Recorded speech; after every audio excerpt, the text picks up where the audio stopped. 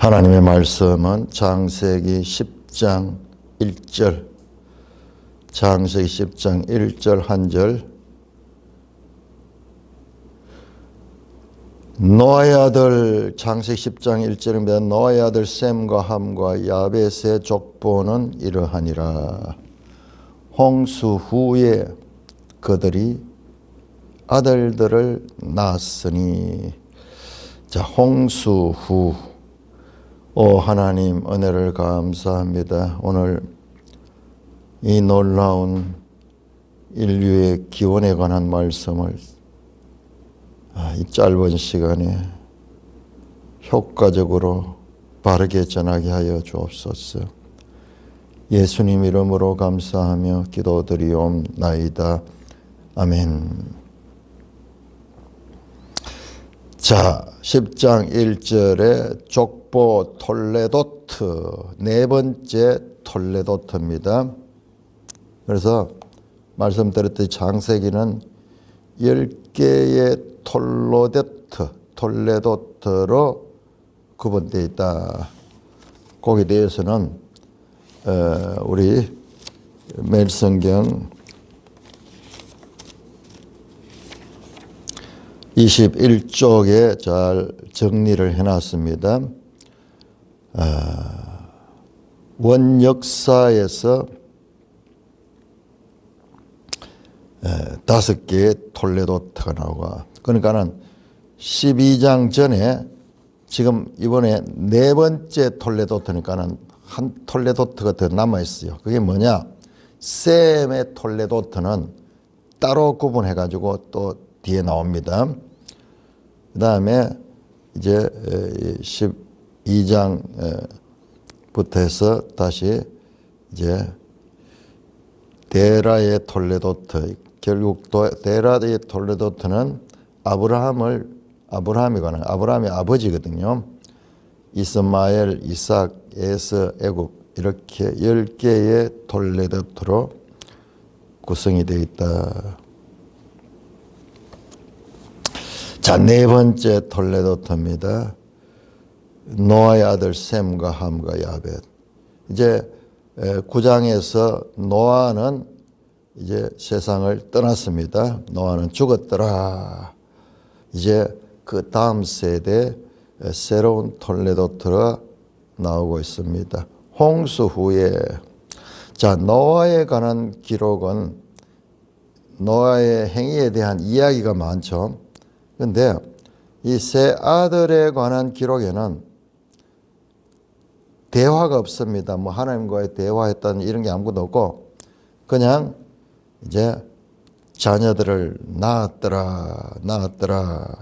그래서 온 땅에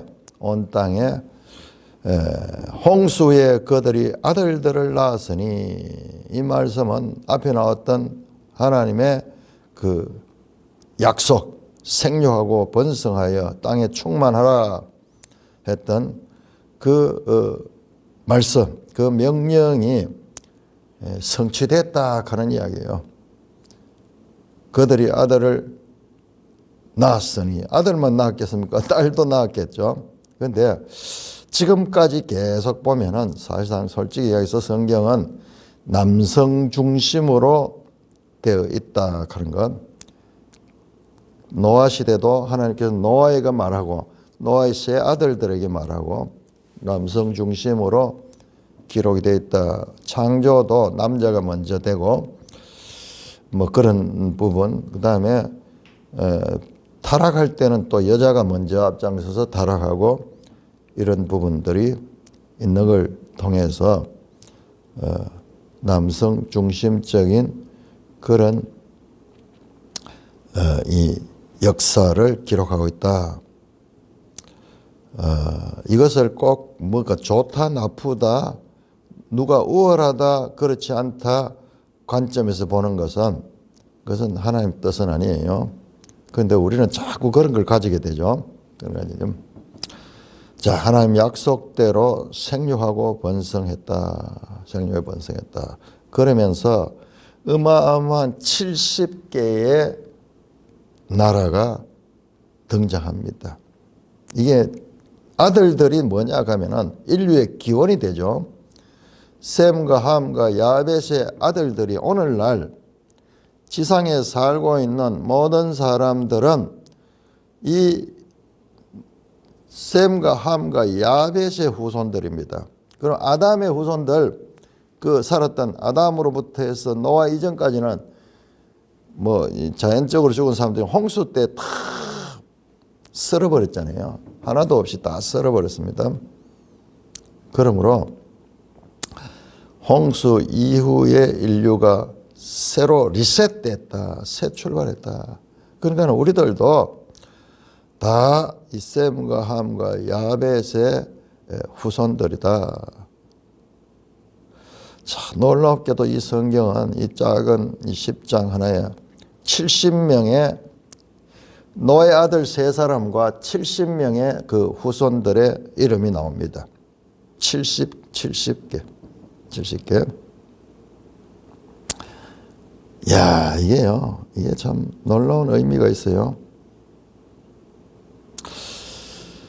그리고 이제 먼저 순서는 셈과 함과 야벳 늘 이런 순서로 성경이 나오는데 순서는 그렇지 않고 야벳으로부터 해서 그 다음에 함으로부터 해서 셈은 21절의 제일 후반부에 등장하고 있습니다.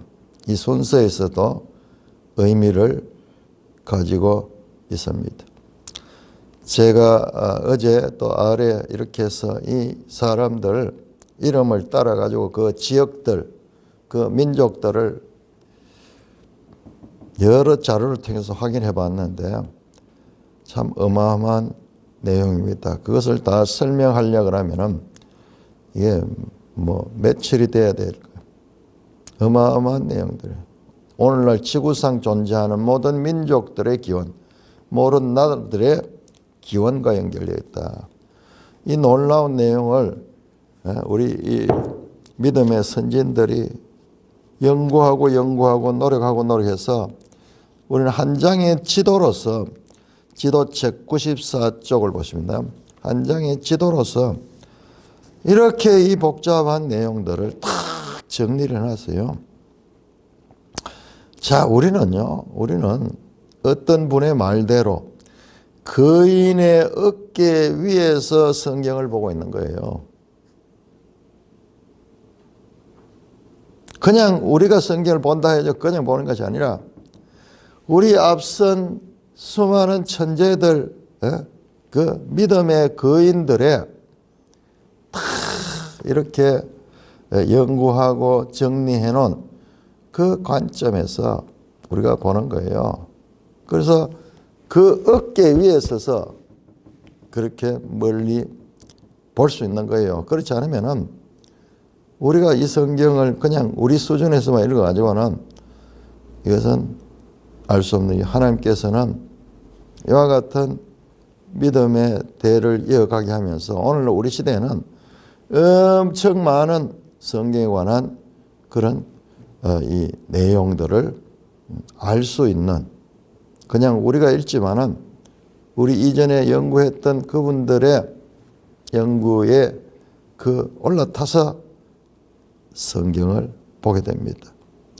여러분, 우리가 수많은 사람들 이름들이 어떻게 된 거 어떻게 알겠어요?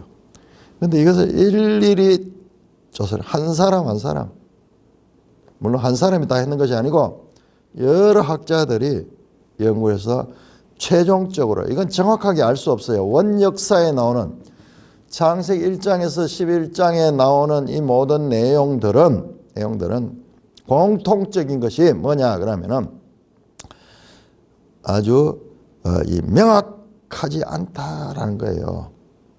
자, 여러분, 우리가 지금 우리나라에 뭐 당군이 살았다 그러고 당군 신화 이야기 하는데 그걸 갖다가 사실 그대로 역사적인 사실로 믿지는 않아죠. 그거하고는 다르지만은 오래된 그 이 수천 년 전의 이야기들을 오늘날 그것을 명확하게 안다는 그 자체가 그게 모순이에요. 언어가 다르고 문화가 다르고 행동 방식이 다르고 다 다른 그것을 우리가 어떻게 오늘 관점에서 정확하게 알 수 있겠습니까? 자, 그럼에도 불구하고 그러면은 이게 뭐 꾸며낸 이야기라 말인가? 아니에요. 그럼에도 불구하고 우리가 공통적으로 그 인정할 수 있는 그런 하나의 공통 분모를 찾는데 그게 이 지도예요. 지도. 제일 먼저 야벳의 위치를 봅시다. 야벳부터 나오는데 야벳은 오늘날 어디냐 그러면은 이게 지금 현대하고도 연관돼요. 오늘날 지금 일어나고 있는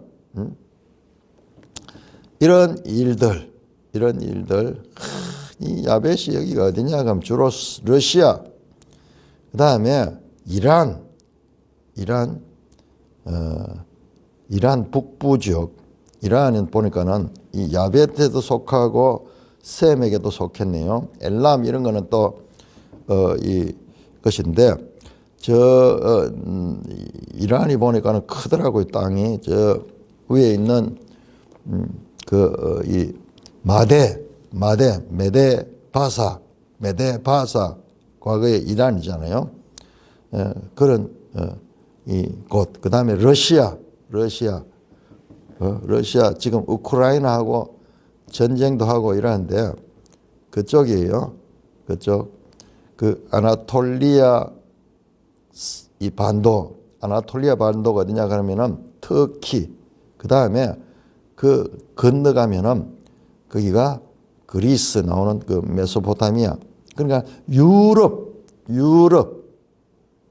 오늘날 유럽에 이 해당되는 지중해 바닷가에 머물렀다 그럽니다.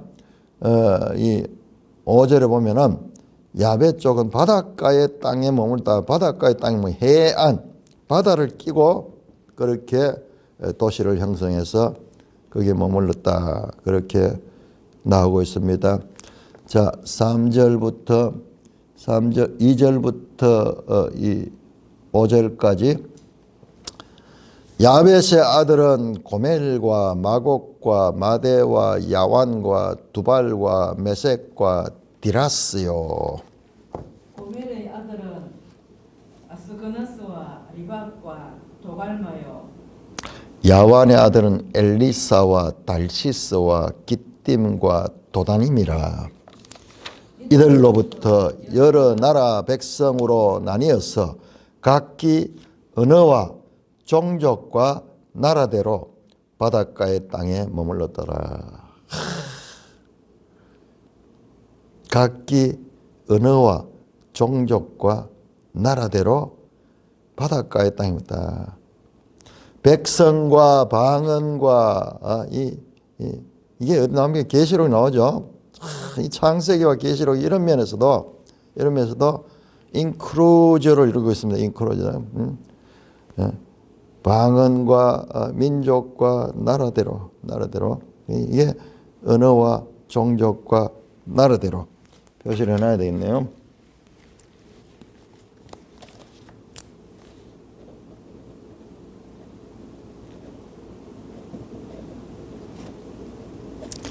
자, 여기에 나오는 것을요 다 찾아보니까는 여기에 94쪽 95쪽 지도에 여기 이 나왔던 걸 다 찾아놨어요. 다 아스그나스, 마데, 두발, 고멜, 마곡. 이야, 그 지도가 보시면 그 위에 큰 바다가 있죠. 이 지중해 만한 바다들이 지중해 바다는 좀 작습니다만은 그런 바다들이 대륙 가운데 있어. 대륙 가운데. 자, 오른쪽에 95쪽에 있는 그 바다가 카스피해고 오늘날도 보니까 이 카스피해가요 여러 나라가 그렇게 이 바다를 중심으로 연결돼 있어요. 여러 나라. 그러니까 얼마나 이것도 바다 때문에 분쟁이 많겠어요. 그 다음에 그 옆에 94쪽에는 큰 바다가 흑해. 왜 흑해라고 그러는지 검어서 흑해가 아니고 뭐 이유가 있던데 그 흑해 바다 그 다음에 지중해 그러니까 바닷가에 살았다 그러니까 이 지중해변에도 많이 위치해 있고 그 다음에 흑해나 카스피해 부근으로도 많이 있었다. 제가 어제 이걸 연구하다가 놀라운 걸 발견했는데요. 그러면은 이 성경에만 나오고 실제 그들의 오늘날 뭐 이 지리적으로 그다음 민족적으로 얼마나 연구가 많이 됐어요. 그거에는 이런 흔적이 없는가? 아니에요. 충분하게 있어요. 엄청나게 많이 있어요. 야, 그리스 신화예요. 이 그리스가 지금 야벳의 대표적인 나라거든요. 그리스가 어디냐 그러면은 야완이 야완. 자, 우리 지도 한번 찾아보세요. 94쪽. 그러니까는 야벳의 아들 고멜, 마곡, 마대, 야완 그런데 야완이 저기 소아시아 여기에 섬에 자리 잡고 있죠. 야완. 이게 그리스의 뿌리예요. 여러분. 그런데 그리스는 그 바다 건너 있잖아요. 에게해 지나서 그쪽이 그리스잖아요. 그러니까는 이 소아시아 지역과 저 메소포타미아 그 지역 에게해를 두고 왕래가 많았어요. 그래서 이 그리스에서 나중에 그쪽으로 건너가지고 저기다가 자리 잡는 야완족이 그게 그리스의 조상이에요. 그리고 그리스 신화 같은 거 보면은 여기하고 이 야완이 뭐냐 이오니아예요. 이오니아. 그리스 미술을 공부해 보면은 이오니아 양식하는 게 있어. 이오니아. 여기 우리가 지금 야완으로 했는데 그게 헬라식으로 하면은 이오니아 그 방식을 이야기합니다. 그러니까 그 신화에도 보면은 이 소아시아와 그리스 간에 그 사건들이 많이 있습니다. 그 사건들이 많이 있어요. 그 호머의 일리아드 뭐 이런 거 보면은 예, 이쪽 소아시아 쪽하고 그렇게 해서 연관되는 그런 내용들이 많습니다. 그런 그리스인들은 이 에게해에 여기에 섬들도 많고 여기에와 이 소아시아와 그렇게 해서 연결돼서 여기 바다에 익숙하겠죠. 나중에 보면은 저 마대 쪽에 있는 이 마대 쪽 저 엘람 이쪽에 있는 페르시아가 나중에 세계 제국을 이 지배를 할 적에 그들이 이 그리스로 쳐들어왔다가 다 성성장구했다. 여기서 이 에게해에 일어난 해전에서 집니다. 저 마대 엘람 이쪽에는 바다가 익숙하지 않거든요. 육지에 있으니까는 바다가 익숙하지 않은데 그 전쟁에서 대패하면서 이제 무너지기 시작하는데 그런 역사가 있고요. 그 다음에 야 제가 참 새롭게 봤는 것은 그리스 신화 가운데 이아페토스 하는 게 있어요. 이아페토스는 그리스 신화의 거인족이에요. 거인족이 나옵니다. 타이탄 하는 게 거기 거인족의 이름이에요. 우라노스와 가이아의 아들. 우라노스는 아마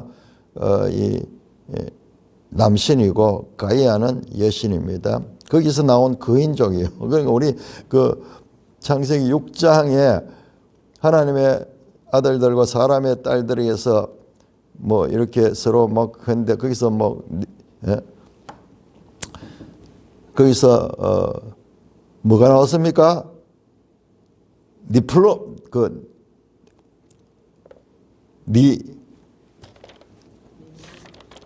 니무롯이 아니고 네필림이 나왔잖아요. 그 이야기하고 비슷해요. 그러니까는 홍수 이야기도 그렇고 이 성경의 이 고대 이야기들이 전해지고 있었던 거예요. 그런데 정확하지 않으니까는 저거 한 부분 쪽으로 나오는데 거기에 그 신 이름이 이아페토스인데 이아페토스가 야펫이에요. 야펫이에요. 이 야펫입니다. 야펫.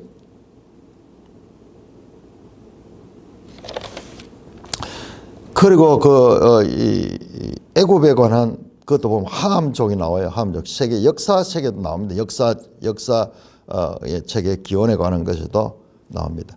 자, 이렇게 하다가는 오늘 뭐 시간이 갈 수 없고 오늘 잠깐 끝내야 되는데 자, 야벳의 아들은 7명이 나오고 그 다음에 그 아들 가운데서도 야완의 아들 4명, 그 다음에 그 고멜의 아들 3명, 그렇게 해서 야벳의 아들 7명, 야벳의 손자 7명, 그렇게 해서 14명의 이름이 나옵니다. 자, 근데 이 복잡한 내용을요, 성경도요, 여러분 자꾸 보면은 그렇게 복잡하지 않아요. 처음에는 이 내용 정말 황당했는데 지금 자꾸 보니까는 이게 형식을 닦아 있어요. 자, 그 자식들과 이 셈과 함과 야벳의 그 후손들 나오는데 그 먼저 아들들이 나오고 그 다음에 손자 나오고 어떤 데는 정손자까지 나오는 데도 있어요. 근데 끝에 가면은 뭐냐 그러면은 후렴구처럼 이들로부터 여러 나라 백성으로 나뉘어서 각기 언어와 종족과 나라대로 바닷가의 땅에 머물렀더라. 여기서 나라가 나왔는 거예요. 나라들이. 이들이 가는 곳에서 자리 잡은 곳에서 그렇게 해서 지금 세상에 있는 모든 나라가 나오고 그 다음에 같은 야벳의 후손들인데 언어가 다르잖아요. 언어가. 각기 언어와 종족과 나라대로 바닷가에 땅입니다. 언어가 다르거든요. 자, 우리 한번 보세요. 우리 일본 사람하고 우리하고 생긴 게 똑같아. 중국 사람도 거의 비슷한데 언어가 달라. 아니 유럽은 바로 이웃에 있잖아요. 우리는 뭐 바다도 있고 이런데 근데 유럽에 독일어가 다르고 네덜란드가 다르고 프랑스가 다르고 영국이 다르고 다 달라요. 다 달라. 희한하죠. 그래서 인류가 이렇게 오늘날 살고 있지만은 이렇게 언어가 다르다는 거예요. 자, 그럼 언어가 왜 처음부터 다르냐? 아니죠. 자, 우리는 11장 다음에 이어지는 11장의 바벨 사건이 나옵니다. 거기에서 언어가 혼잡하겠다. 그 이전에는 다 언어가 같았다고 그러죠. 그리고 순서적으로 보면은 이게 뒤에 사건이 먼저 있고 그 다음에 이 10장이 순서적으로 맞아요. 그런데 제가 말씀드렸죠. 이 역사는 그냥 사실적인 역사의 나열이 아니라 신학적 역사라 하나님의 어떤 뜻을 가지고 있다니까요. 하나님이 말씀한 뜻을 따라서 지금 하는데 지금 야벳이 제일 먼저 나오는 것도 그런 뜻 가운데서 나오고 있다. 신학적 역사, 어떤 하나님께서 목적을 가지고 이 역사를 제시하고 있다. 다음에 이제 6절부터 함의 아들은 구스와 미스라임과 붓과 가나안이요. 자, 우리 한번 보겠습니다.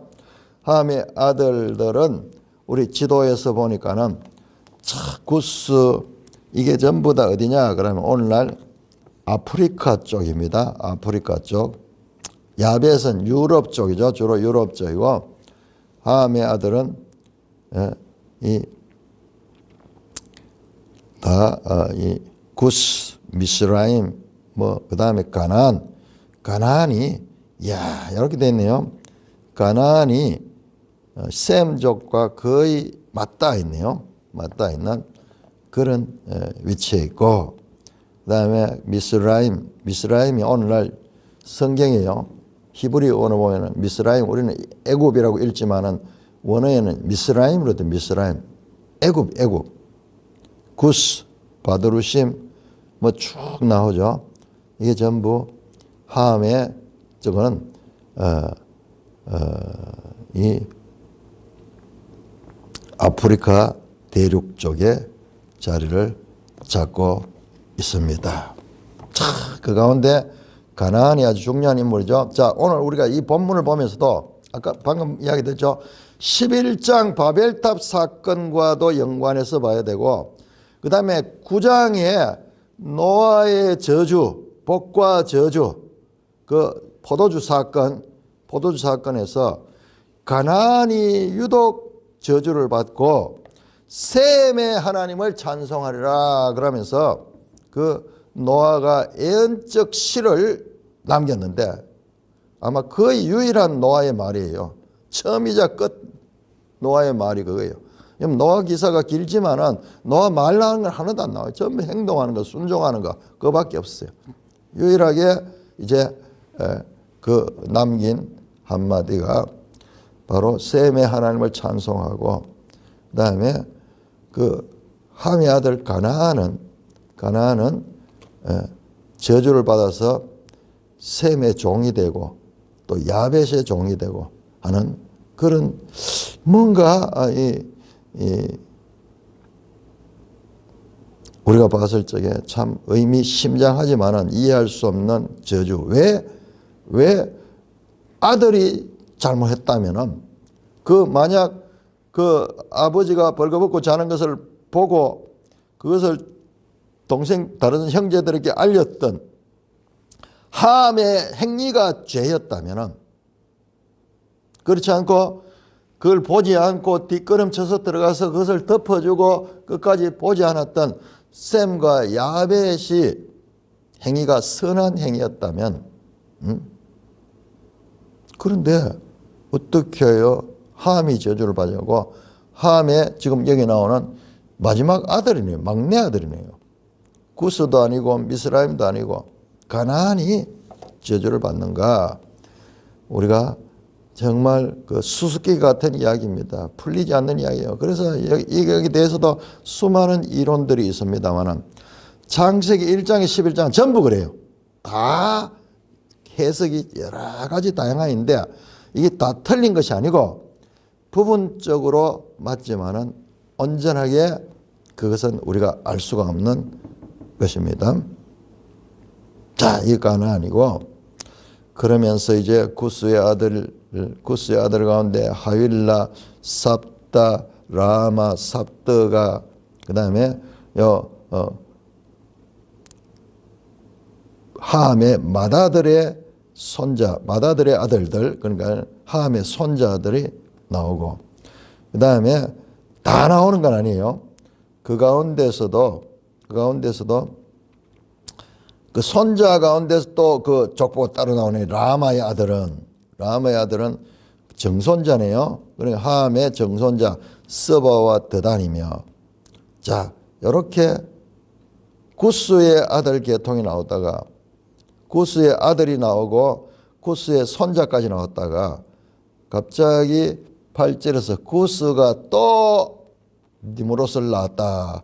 니무롯이란 인물이 등장한데 이거는 그냥 앞에서 나오는 구스의 아들 나오고 구스의 아들 그다음에 그 가운데 라마가 있고 그 라마의 아들 스바와 드단 구스의 아들 손자 이야기하다 또 니무롯을 낳았다. 이 인물은 구스의 자식인데 특별하게 따로 분류해가지고 다루고 있습니다. 의미심장하죠. 자, 우리 성경에서 이런 걸 봐야 되죠. 어제 우리가 봤던 그 이 난제 가운데 난제인 이 가나안 저주 사건이 딱 보면요. 9장 18절에서 노아의 아들들은 셈과 함과 야벳이 함은 가나안의 아버지다. 딱 함에 대해서 가나안의 아버지라는 것이 딱 복선이 깔려가지고 나중에 그 이야기가 다 퍼져나갔습니다. 지금 여기도 마찬가지로 구스 아들들 앞에 나왔는데 거기에 나오지 않았던 다른 아들 또 특별한 아들 나오는데 그 아들이 니므롯이다. 자, 그는 세상의 첫 용사라. 그가 요 앞에서 용감한 사냥꾼이 되었으므로 속담에 이르기를 아무는 여호와 앞에 니므롯같이 용감한 사냥꾼이라 하더라.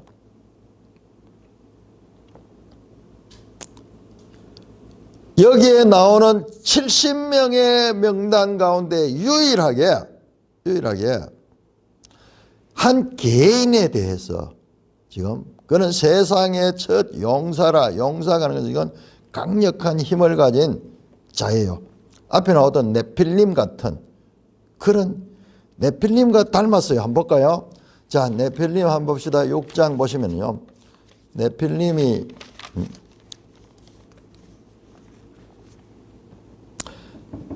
이 6장 4절 당시 땅에는 네필림이 있었고 그 후에도 하나님 아들들이 사람의 딸들에 들어와 자식을 낳았으니 자 그들이 뭡니까? 용사라. 기보르. 고대에 명성 있는 사람이었다. 이름난 유명한 사람들. 지금 보세요. 지금 다시 10장 돌아보면은, 이 니므롯은 세상의 첫 용사고, 물론 홍수 이전에 저런 용사들이 있지만은, 그 홍수 이후 첫 용사고, 여호와의 용감한 사냥꾼이 됐으므로, 이건 해석을 쉽지 않겠죠. 그 다음에 보세요. 속담에 이르기를, 아문은 여호와의 니므롯같이 용감한 사냥꾼. 세상 사람들이 유명한 거예요. 유명한 거. 속담에 나올 정도로. 속담에 나올 정도로. 속담에 나올 정도로 온 세상에 그 이름이 알려져서 좀 힘 있는 사람이 나오고 뭔가 좀 이 지도력이 강력한 장군 같은 사람이 나오면 아, 저건 니므롯 같다. 동방사기 같다. 동방사기가 우리 어릴 적에 동방사기 같다. 동방사기가 뭔지도 모르는데 동방사기가 뭐 오래 살았던 사람인가?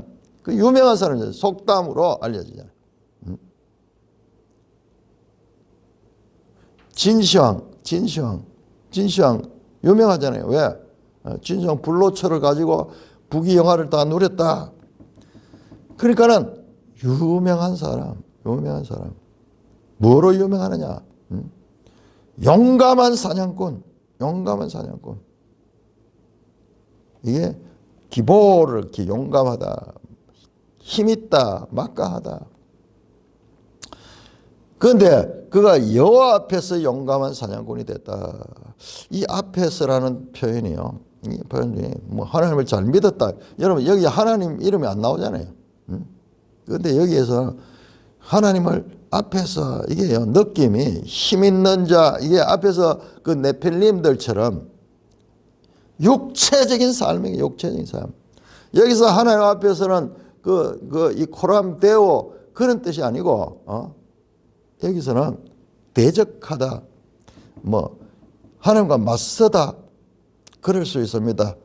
더욱더 우리가 그것을 확인할 수 있는 게 그의 나라를 보시면 10절에 그의 나라는 신할 땅의 바벨이다. 아니 나라가 그냥 하나가 아니에요. 자 바벨 나오죠. 11장에 나오는 게 바벨탑 사건이 나오죠. 그 바벨탑 사건이 뭐예요? 하나님을 대적하고 우리도 하나님같이 높아지자. 마치 창세기 3장에서 뱀이 하와에게 네가 눈이 밝아 하나님 같이 되리라 했던 그와 동일한 그와 같은 의지를 가지고 바벨탑을 샀거든요. 그런데 하나님께서 그걸 좋게 보지 않고 그들을 다 흩어버리죠. 그 하나님 대적하는 거예요. 그러니 여러 정황으로 봤을 적에 여러분 제가 계속 이야기합니다. 창세기 1장에서 11장에 나오는 내용들을 정확하게 이렇게 설명할 수 없어요. 그러나 우리가 앞뒤 문맥이나 이런 걸 보면은 이해할 수 있어요.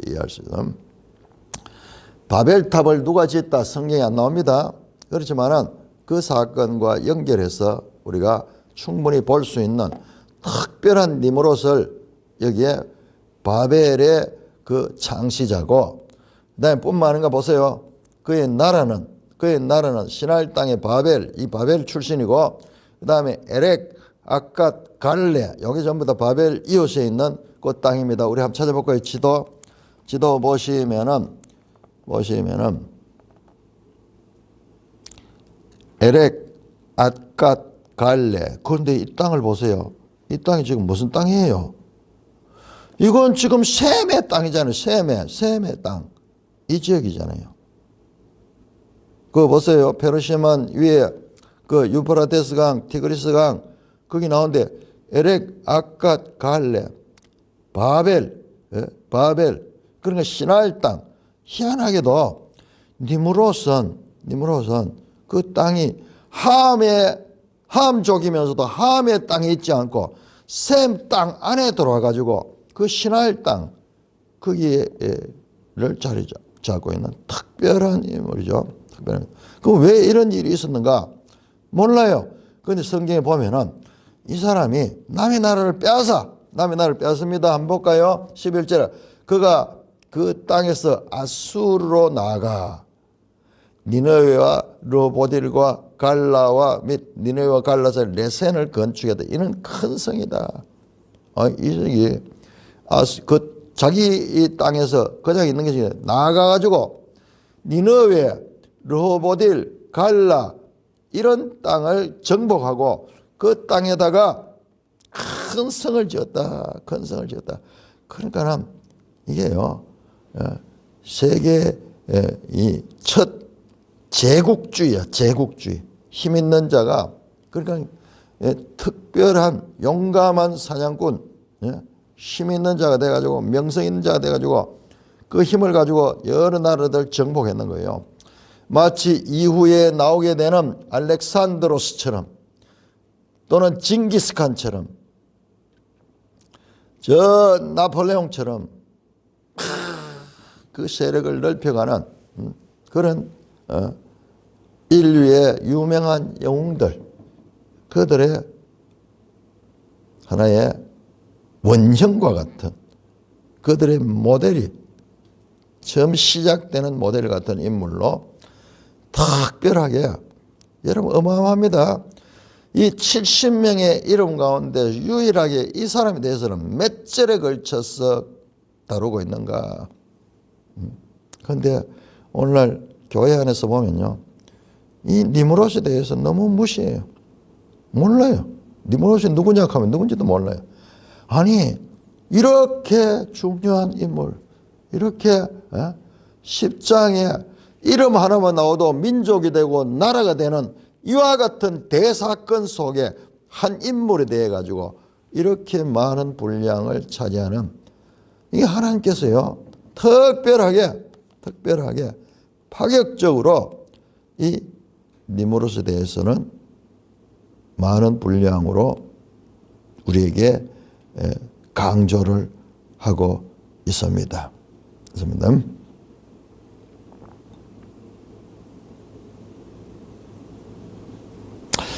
자, 그 다음에 이제 이 함의 아들 가운데 이 니무롯에 대해서 이렇게 크게 분량을 차지하고 있고, 그 다음에 미스라임이 나옵니다. 미스라임. 앞에서 말씀드렸죠. 함의 아들 구스와 미스라임. 그 미스라임은 둘째 아들인데 이 미스라임이 이집트예요. 이집트. 루딤과 아나밈과 르하빔과 납두힘과 바드루심과 가슬루힘과 갑도림을 낳았더라. 자 보세요. 거기 지도에 보면 나오죠. 미스라임, 바드루심, 납두힘. 자, 근데 여기는 전부 다 끝에 보세요. 이름의 끝이 루딤, 아나밈, 르하빔, 납두힘, 바드루심, 가슬루힘, 끝이 전부 다 임으로 끝나. 임. 이것도 특별한, 임은 복수거든요. 복수를 나타낼 적의 편인데, 자, 이 부분에서는 특별하게 전부 이름들이, 미스라임의 아들들은 전부 복수의 그런 이름을 가지고 있다. 자, 갑도림이 어딘가 한번 보세요. 이것 보시면 94쪽을 보면 갑도림이 지중해 속에 있는 그 바다예요. 지중해에 있는 바다예요. 그 바다가 오늘날 크레타 섬이라고. 크레타 섬. 미술사에 보면 크레타 문명 하면서 아주 유명하거든요. 이 섬이 크죠. 아마 이쪽 지역에서 지중해에서 제일 큰 섬일 거예요.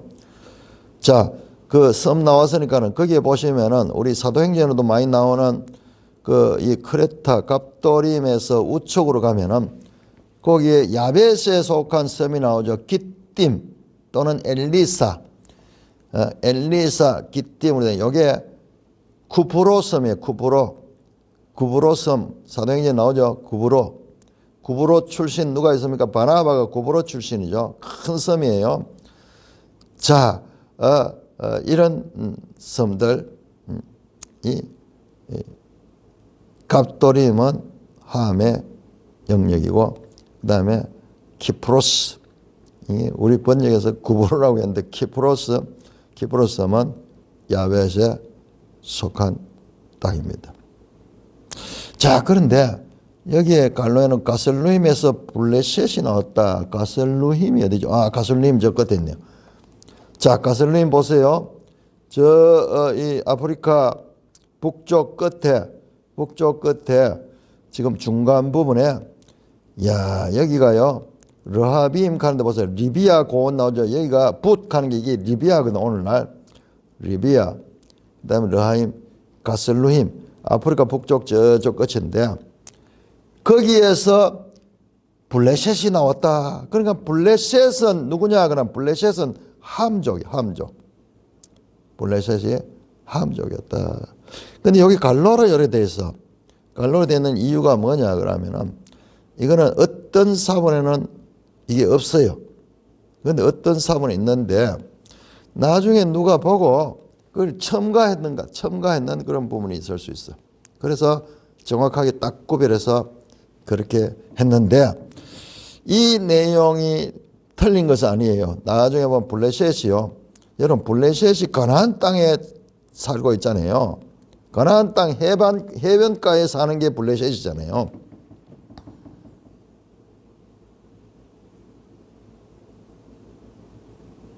그 어떻게 해서 그 사람들이 하암 쪽이나 또는 블레셋에 대해서는 여러 이설이 있습니다. 야베 쪽이다 그렇게 가기도 하는데, 자관 원래 이쪽 원주민이 아니에요. 블레셋은 저 멀리서 배를 타고 들어오니까 보세요. 배를 타고 들어오면 어디 갑니까?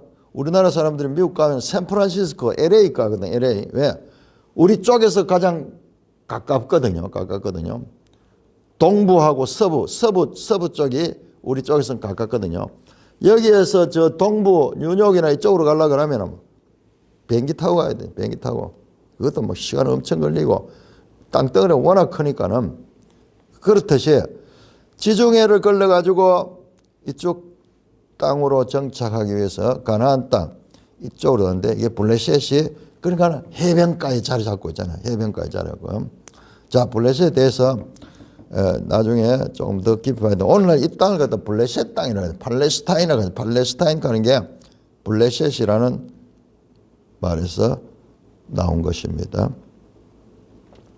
자, 이렇게 미스라임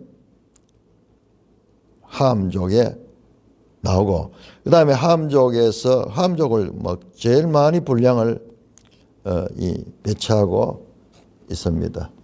제가 이거를 일일이 다 시알려 봤는데, 시알려 보니까 이 제일 많이 나오는 것이 이 함족이에요. 함족이 야벳이 14족속이 나왔고, 함이 30족속, 셈이 26족속, 합치어서 70족속이 나옵니다.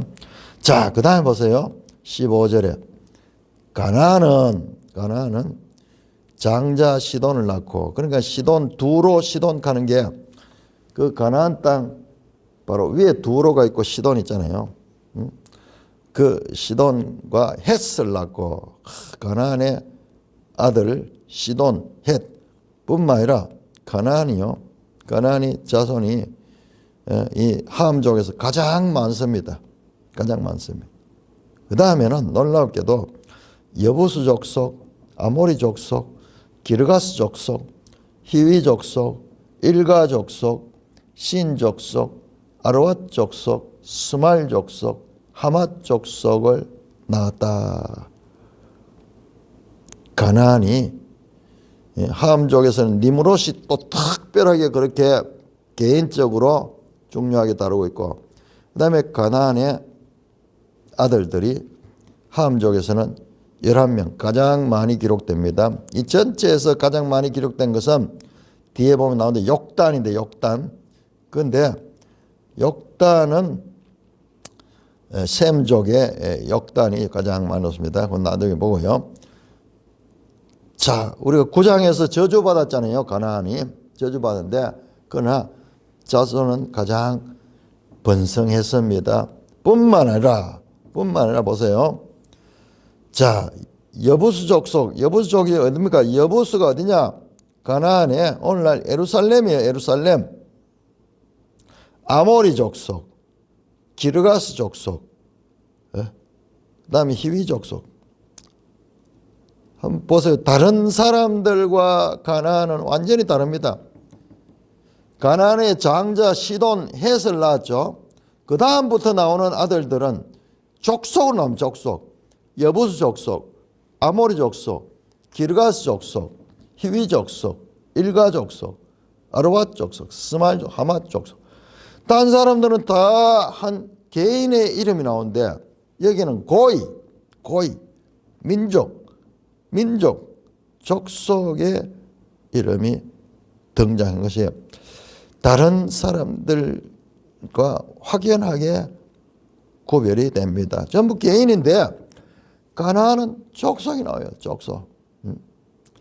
왜 이럴까? 저 생각에는 이것은 답이 없습니다. 저 생각에는 9장 18절에서 27절에 그 노아의 저주, 가나안이 저주를 받은 그 사건과 연관이 있을 것으로 예상이 됩니다. 자, 왜냐? 자, 여러분 창세기 15장을 보겠습니다. 자, 이 명단은 창세기 15장 셈족인 아브라함과 밀접한 연관을 가지고 있습니다. 창세기 15장 16절에 하나님께서 예언을 하는데 장차 네 자손들이 저 이방의 객이 되겠다. 400년 동안 이방의 객이 됐다. 나중에 돌아온다.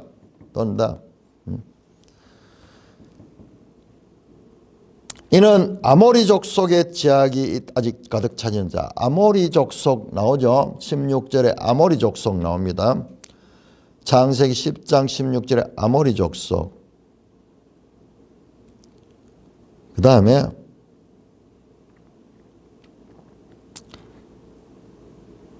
19절은 겐 족속, 그니스 족속, 감몬 족속, 헷 족속, 브리스 족속, 러바 족속, 아모리 족속과 가나안 족속, 기르가스 족속, 여부스 족속이 따라 장차 그 땅을 가지게 했는데 너희가 어떻게 했냐? 바로 아모리, 가나안, 기르가스, 여부스족, 가나안의 땅을 아브라함의 후손이 장차 그 땅을 차지할 것에 대한 예언을 주는 거예요. 그러니까 우리 9장 18절에서 그 가나안의 저주는요, 그걸 가지고 우리가 명확하게 뭐를 가리킨다 생각할 수 없어요. 여러분, 이 성경의 내용들은 구속사적인 그와 같은 연속성에서 봐야 돼요. 바로 그 인물들이 지금 여기에서 등장하고 여기에서도 어떻게 나오냐? 다른 사람들 전부 개인으로 나오는데 이 족속으로 등장하면서 여기 창세기 15장에 아브라함이 장차 차지할 땅, 이방에 가서 400년 동안 거기에 고생하다가 거기서 나와서 장차 차지할 땅이 어디냐? 이 여부스 땅, 아모리 작사, 기르가스 족속, 히위 족속, 일가 족속, 이들이 살고 있는 가나안의 이 땅들을 말하고 있는 것입니다. 그러니까 이 지금 가나안 속에 이 땅들, 이 사람들의 땅들은 자세히 안 나와요. 이 전부 다 이쪽 지역이에요. 이쪽죠. 자, 그래서 18절에 이후로 가나안 족속, 자손의 족속이 흩어져 나갔다. 가나안 족속도 이제 흩어져 나가는 거예요. 가나안의 경계는 특별히 보세요. 가나안에는 경계까지 이야기합니다. 땅이 어디까지냐? 시돈에서부터 그랄을 지나 가사와 소돔과 고모라와 아드마와 스보임을 지나 라사까지였다.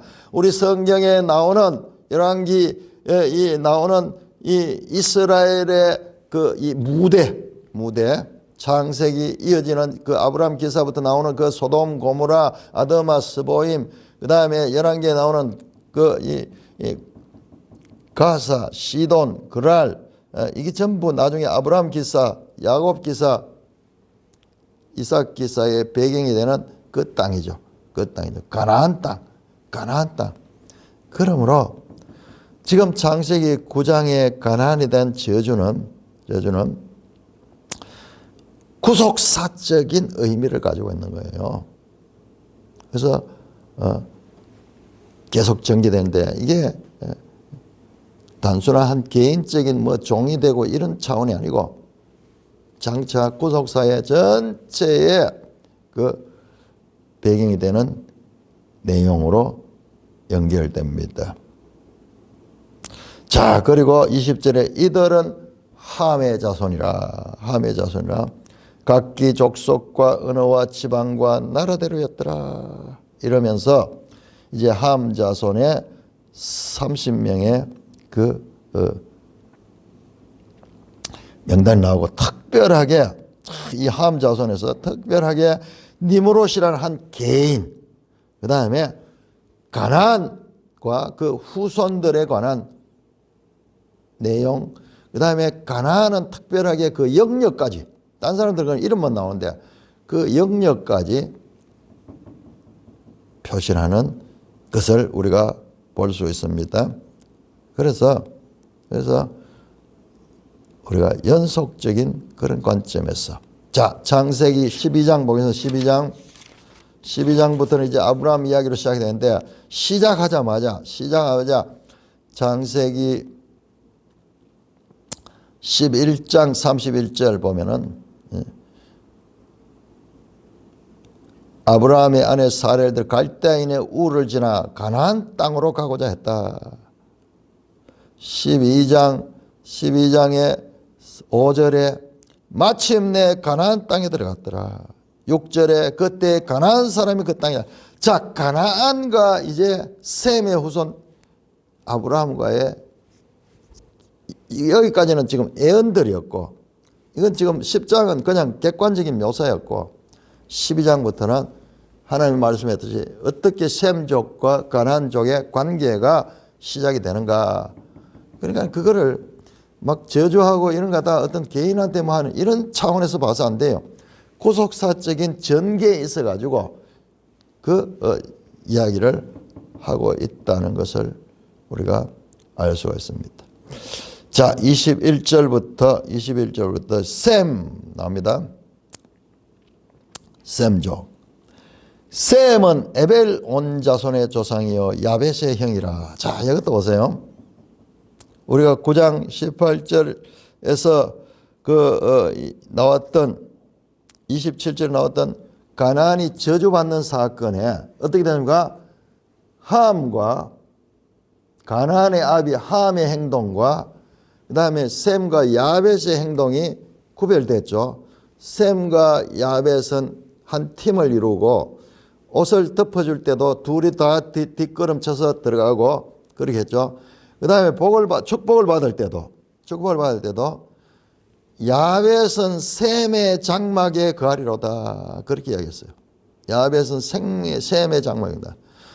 셈의 하나님을 찬송하리라. 그러면서 셈은 가나안은 셈의 종이 된다 그렇게 이야기하고 그 다음에 이제 야벳은 셈의 장막에 거한다. 셈과 같이 있는다 이 말이에요. 같이. 그런데 그 때문에 복을 받는 거예요. 그 복을 받는데 여기도 보세요. 셈은 에벨 온 자손의 조상이 야벳의 형이라 부치가 나오잖아요. 야벳 이야기가 왜 여기 나와? 함의 이야기는 그런 게 없잖아요. 함은 셈의 동생이고 뭐 이런 이야기 없잖아요. 그런데 여기에 바로 암시고 복선인 거예요. 성경이.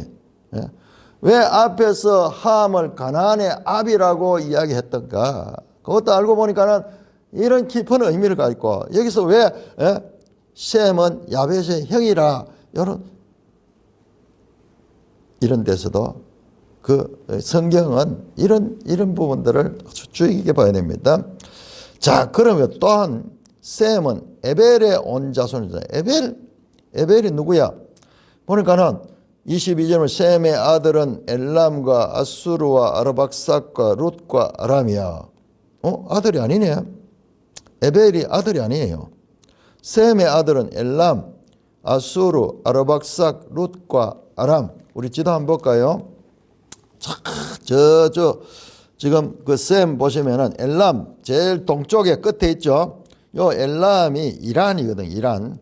근데 그 마대하고도 뭐냐? 그래서 여러분 보세요. 그 엘람 밑에 있는 바다가 페르시아만 가죠. 페르시아가 이란이거든요. 과거에 페르시아가 오늘날 이란이에요. 그러니까는 이쪽이 그러니까 이 야벳과 셈이 섞여 있어 겹쳐져 있는 게 이란이. 근데 오늘날 보면 그 사람들 모습도 서구적이잖아요. 유럽 사람들처럼 생겼잖아요. 그러면서도 동양적인 그런 분위기가 좀 있죠. 자, 이런 아르박삭 저 위에 있네요. 티그리스 강 변에 있네요.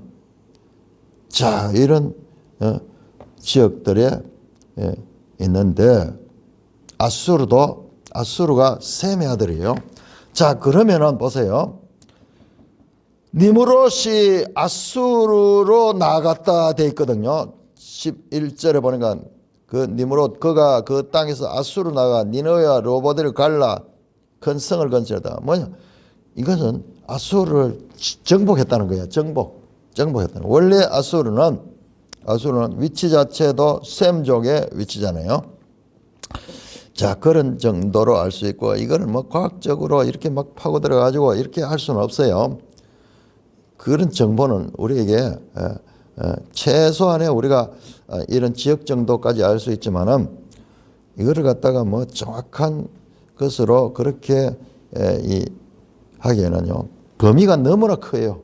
여러분, 이 가나안이 셈의 종이 된다는 말이 그냥 종이 아니잖아요. 이게 역사를 지나가지고 실제로 그 수세기 걸쳐가지고 수백 년, 수천 년 전개되는 그 과정을 지금 애헌한 거예요. 애헌한 거. 그걸 우리 입장에서 막 우리 당대에 그것도 막 지금 이루어지는 그런 식으로 봐서는 안 돼요. 하나님의 큰 그림 속에 지금 그 예언이 나왔다. 자, 그런데 아람까지 나오고 아람의 아들은 그러니까 우스, 훌과 게델과 마스. 그러면 아람의 아들은 저기 셈의 손자들이에요. 셈의 손자. 그다음에 아르박삭은 셈의 아들인데 셈의 아들 그 아르박삭은 셀라를 낳고 셀라는 에벨을 낳았다. 자, 에벨은 셈에 비하면은 셈의 손자 셀라의 아들이야. 그러니까 정손자야, 정손자. 셈에 비하면 정손자야. 아니, 그런데 왜 21절에 셈을 소개할 때에 에벨 온 조선의 조상이다 이렇게 했느냐면, 에벨이 뭐냐? 에벨이 이게 히브리라는 말이에요. 히브리.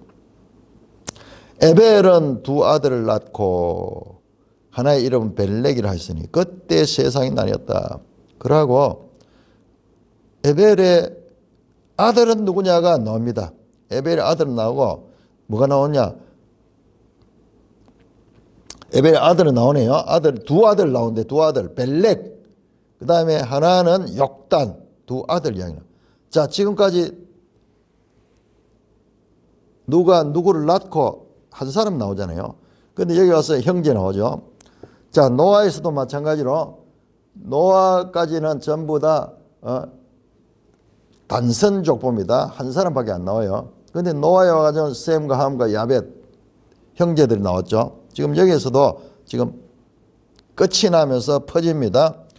자, 에벨은 두 아들 낳는데 하나는 벨렉이고 하나는 욕단이다. 그때 세상이 나뉘었다. 야, 이 그때 벨렉하는 이름 자체가 디비전, 나누다.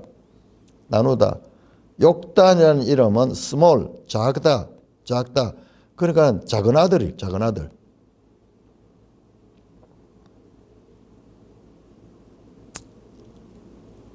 그런데 둘 다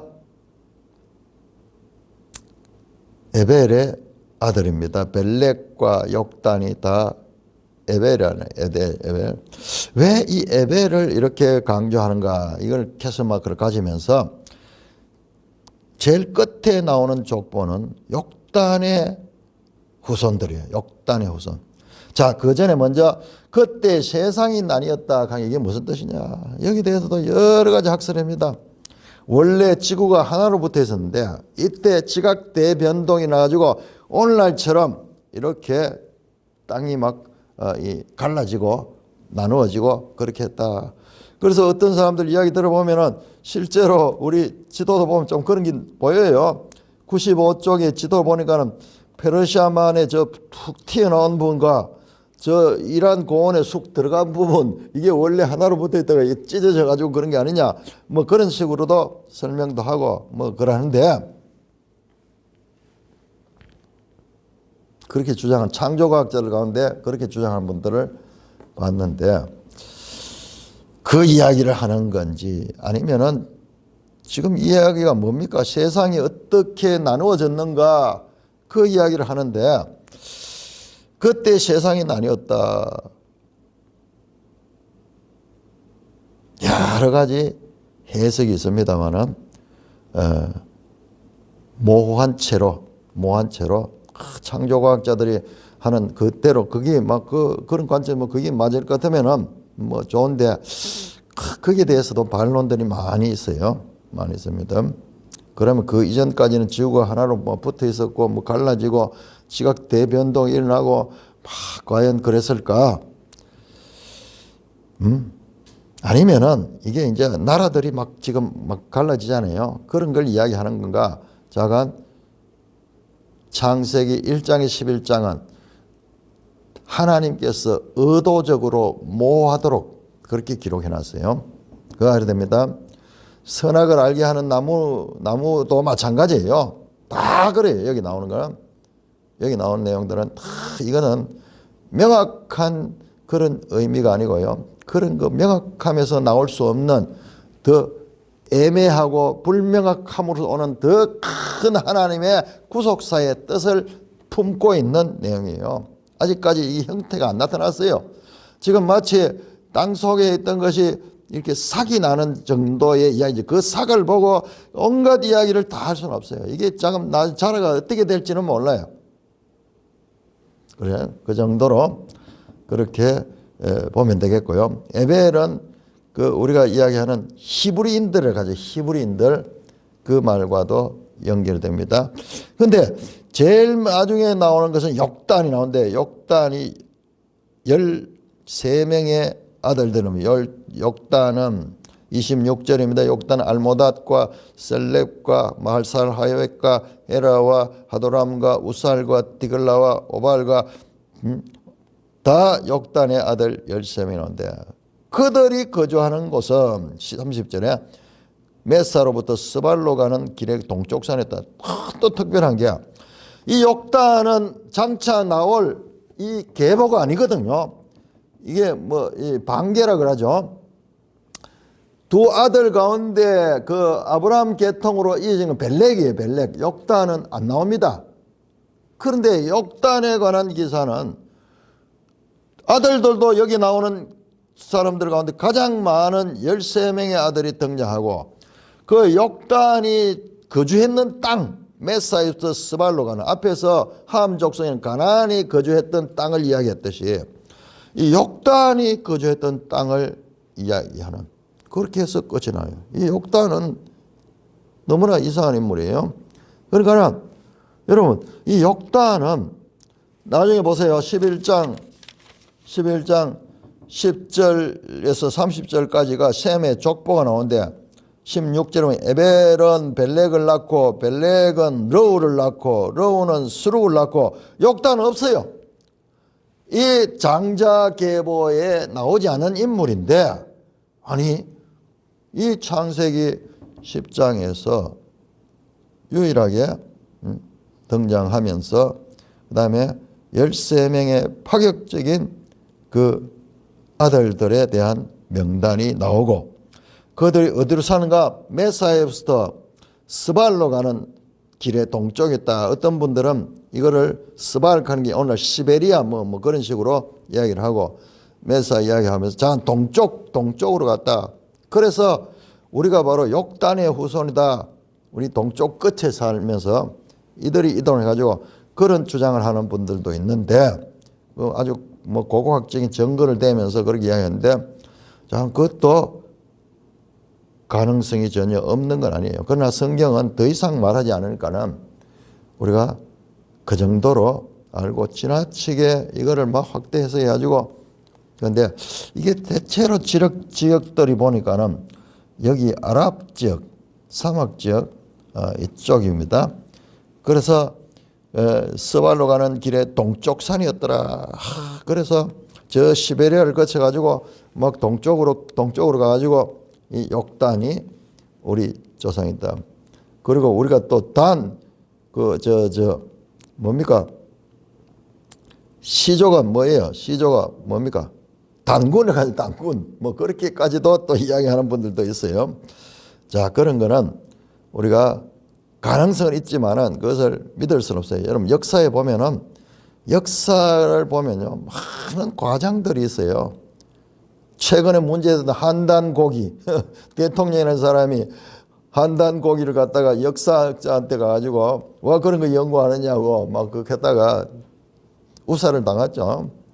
그거는 정말 그 일제시대에 만드는 국뽕 우리나라가 세계 최고 중심이었다는 뭐 그런 이야기를 하는 그런 역사학계에서 완전히 거짓으로 판명된 자료인데 어디 대통령이라는 사람이 어디서 그런 걸 하나 들고 와가지고는 그래서 정산도 가는 무슨 종교가 있다네요. 거기에서 주장하는 그런 내용이래요. 온 세상에 우리가 다 주인이었다고 뭐 이러면서 그런데 그런 이야기는요 각 세계만 다 자기들을 다 했어요. 다. 자, 31절입니다. 이들은 셈의 자손이 그 족속과 언어와 지방과 나라의 딸이었다. 자, 그런데 어떻게 해서 순서로 보니까는 셈이 제일 끝에 나왔을까? 이것도 나중에 보면요. 이것도 하나님의 지혜와 특별한 뜻이 있다는 것을 알게 됩니다. 자, 여러분 한번 볼까요? 자, 11장 1절에서 9절 넘기면은 바벨탑 사건 나오죠. 그 다음에 11장 10절에서 30절 셈의 족보가 여기 또 나와요. 셈의 족보 또 나옵니다. 셈의 족보. 그래서 셈의 족보, 바벨탑 사건, 다시 셈의 족보 이렇게 지금 강조되고 있는 구조를 알게 될 것입니다. 32절에 이들은 그 백성들의 족보에 따르면 노아 자손의 족속들이요 홍수 후에 이들에게서 그 땅의 백성들이 나뉘었더라. 32절은 전체 목록을 요약합니다. 민족들 온 세상에 이 기원이 되는 그 민족들. 10장에서는요 이스라엘의 독특성이 전혀 나오지 않습니다. 이스라엘 백성. 그냥 여러 민족 가운데 그 뿌리가 되는 그 에벨 그 정도로 나오고 그 다음에 10장의 모든 인류가 지리적 언어적 차이점을 가지고 있음에도 불구하고 공통적인 기원을 가지고 있다는 것을 강조합니다. 인류의 이야기예요. 인류의 이야기. 이스라엘 이야기 아니라. 자, 그러면은 뒤에 나오는 이스라엘 중심의 이야기들 아브라함부터 이스라엘 이야기거든요. 아브라함은 이스라엘 조상이니까는 그 이야기들은 뭐냐? 하나님께서 특별하게 한 민족을 선택해서 목적은 뭐냐? 온 인류를 구원하시고자 하는 것이 바로 하나님의 뜻이다. 사도행전 17장. 자, 이와 같은 암시는 사도행전 17장 사도 바울의 입을 통하여서 확인되고 있습니다. 사도행전 17장 26절 이렇게 말해요. 25절부터 봐야겠네요. 이는 만민에게 생명과 호흡과 만물을 친히 주시는 이시다. 하나님이다. 하나님이 만민에게 생명과 호흡을 준대. 인류의 모든 족속을 한 혈통으로 만들사 온 땅에 살게 하시고 그들의 연대를 정하시며 거주의 경계를 한정하셨으니 이는 사람으로 혹 하나님을 더듬어 찾아 발견하게 하심이라. 하나님이 온 인류를 하나로 그렇게 해서 그렇게 만드셨다는 것을 신약에서 사도 바울이 확인해 주고 있습니다. 자, 오늘 창세기 10장은 어마어마한 내용이죠. 온 세상에, 오늘날 그 온 세상에 수많은 나라들의 그리고 그 민족들의 기원이 나타나는 이 짧은 내용 속에 그것을 담고 있는 어마어마한 책입니다. 여러분, 놀랍게도요, 누가복음 10장에 보시면 예수님께서 제자들을 만드는데 예수님 제자가 몇 명이에요? 70제자, 70제자. 70제자. 그 70제자들. 이것은요, 지금 창세기 10장에 나오는 70개의 나라 온 세상이죠. 그 온 세상에게 복음을 전하게 될 그와 같은 대리자를 보내고 계신다. 온 세상에 70나라의 70제자들이 가서 복음을 전할 그와 같은 것을 암시하는 수로 신약과 구약의 연속성에서 우리가 해석할 수도 있습니다. 찬송가 25장입니다. 찬송가 25장.